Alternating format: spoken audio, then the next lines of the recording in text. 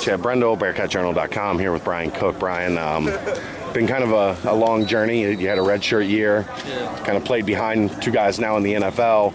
How excited are you to get that chance full-time to be with the Ones? Very excited, actually. Definitely been grateful opportunity to learn from Wiggs and Defoe. Obviously, they've been here and they brought this program to a high standard. I'm just happy to be a part of the team, honestly. And now, kind of in the front of the bus, driving the car now. So it's definitely exciting. Big year for me, but I ain't really got done too much to say. You took a chance on yourself, transferring up, feeling like you had the ability to play at this level. Does it feel like that's kind of paid off a little bit now that you're in this position and have a chance to make a name for yourself? I would say honestly that it feels like I belong. You know what I mean? Yeah. Like overlooked a lot from high school, like Howard be my only offer. Now I'm here, like hearing from people from the teams, like, yeah, 4-star, they had 25 offers. I'm like, Jesus. That's me. Like, how would you have? I said I had one. It wasn't from here. So now it's like all in the same predicament. All playing ball. I'm actually competing and be part of the team. It's just, to me, it feels like home. I never had that like a confidence. It was just actually like getting the opportunity to actually play. Honestly. What was it like when Cincinnati? We haven't talked about this, I don't think. What was it like when Cincinnati became an option? Like, take me through your thought process of, am I going to transfer and then I can get to go back home and play for Cincinnati? To me, it was honestly a long decision for me because it was, I think, when the season ended, like around like early December. Yeah. And so I know UC was going to play Virginia Tech. Yeah. Military. So that whole process, I was talking to the coach, trying to figure out like what I want to do. Obviously, being back at home, but it just for me, it's like, all right, UC coming up. It's a great opportunity for me. Talking to my old coaches at my old school, was like, what you think, how this, and he's like, it's a better opportunity for you. So came here, grateful. I'm big on family though. That's why it's kind of like it's very hard for me to kind of get here. But once me and Coach Fick and the coaches kind of get the connection, it was all she wrote. You had a chance to start in the American Athletic Championship game and in the Peach Bowl. Really good game in the Peach Bowl. I ain't starting in the championship. Wig started. I just came in for him. Okay, well, Wig played like one play. Yeah. You might as well as. Yeah.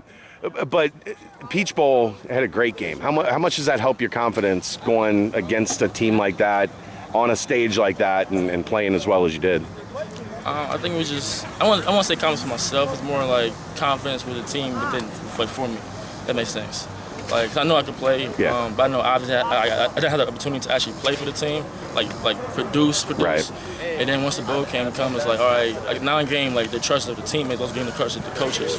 Granted, like practice is cool. We make plays of practice, but it don't really matter until the lights is on. And then obviously in the bigger stage, I produce. So I'm happy with my performance, but like I still got a lot to improve on for me personally. This looks, everybody, the rankings, you guys are right around a top 10 team. Does there feel like there's any pressure on you guys to live up to expectations, or are you guys just embracing this and loving that kind of that spotlight? Man, we just having fun. Like, we just having fun, honestly. We're not really looking too much. I don't look at too much towards like the accolades and stuff like that, because at the end of the day, we still got to play ball. Like, it's preseason. It's like, yeah, it's preseason, but we have a whole season to go through and finish the job. So me, it's always the next step. I want to look at, like, let me say, once the bowl game happened, okay, it was done. I go back and watch the film, but it's done. Next moving on forward, because I have a lot of my plate as far as everybody else, and like different accolades they want to accomplish as well. So we were just focused on the next step, honestly. The whole accolades and stuff like that, we just kind of having fun and playing ball. You've had a lot of time next to Javon Hicks. Yeah. Tell me about that synergy, because that's what everybody talked about with Wig and Defoe.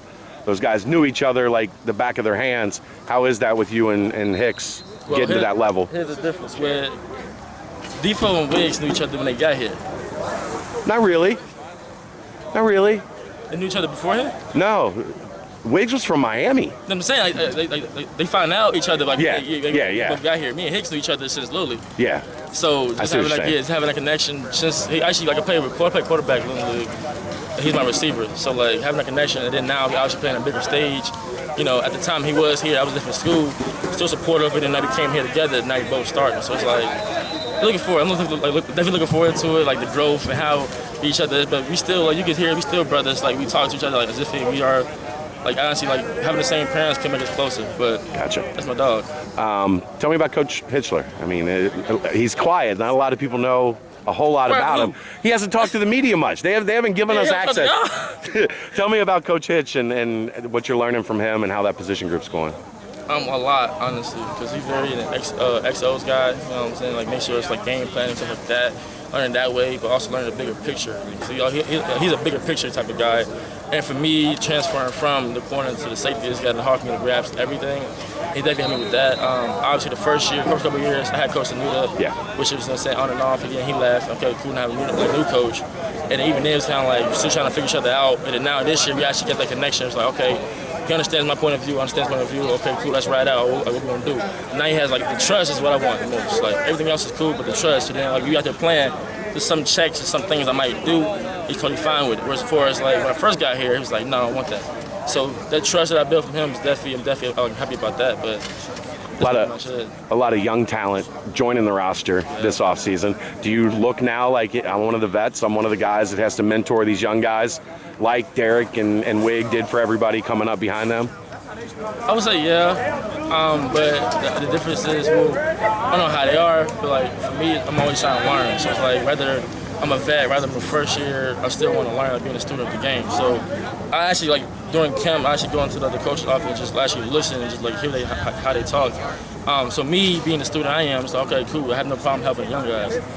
But being a vet is cool, but it's just like I'm so focused on being a student that I don't really get that type of a feel as if like I'm the bigger type of dog. It's just more of like we all coming together. You know what I mean? Yeah. What's the ceiling for this defense? How good can you be? How great can you be? Be the best defense in the country? There's no ceiling. Appreciate it, man. No problem.